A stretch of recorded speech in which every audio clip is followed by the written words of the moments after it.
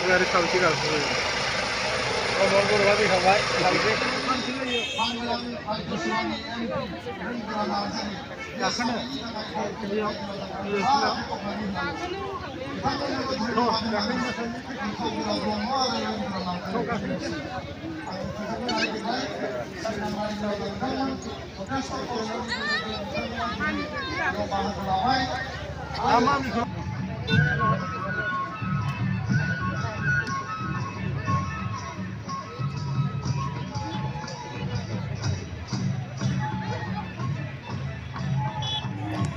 सान्दुंआबो बिराद थिं थिं गोसा जादों लोगोफोर मिटिं जादों जोंहा बे दैमालु सेन्टाराव बिराद गिदिर मिटिं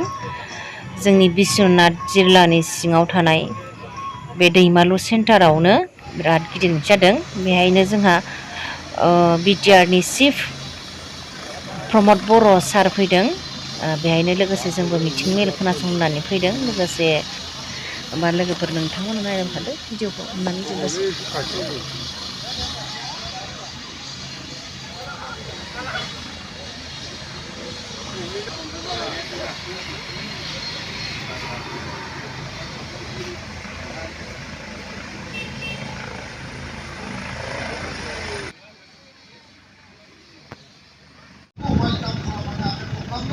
आरो बे समाव बिथाङा गावनि बिबुंथिखौ गेबेङारि गुवारै रायजोफोरनो फोरमायहोदों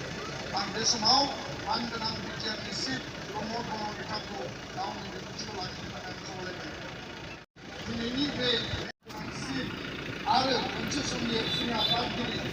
दिनै बिथाङा जोंनि गेजेराव दङ नोंथांमोननि गेजेराव दङ आरो बिथांनि नेतृत्वजोंनो रेकर्ड इमप्लिमेन्टेसना जादों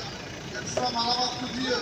मालाबा दाबि धमखि सरकारखौ मालाबा डिबेट खालामो नाथाय जों सब समाय सिङाव थांनानै मावनो हाया जोंनि खोथाखौ सरकाराव लाना थांनांगौनि दायित्वआ बिथांनि आरो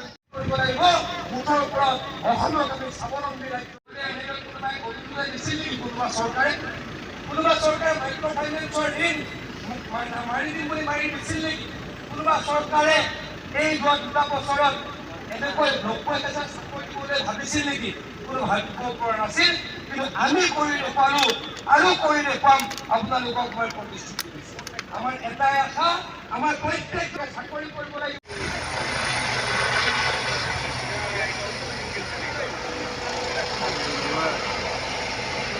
साबेसे गाखोगारि साबेसे गाखोयो अमर बर'आ फैखांबाय साबेसे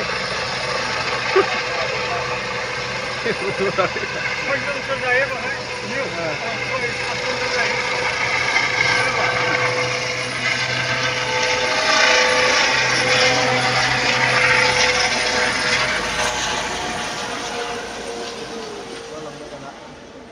बोरै नुयोब्रा लामाखौलाय कम्पिउटारानो बेफोरखौ जायगा मोननाय नङा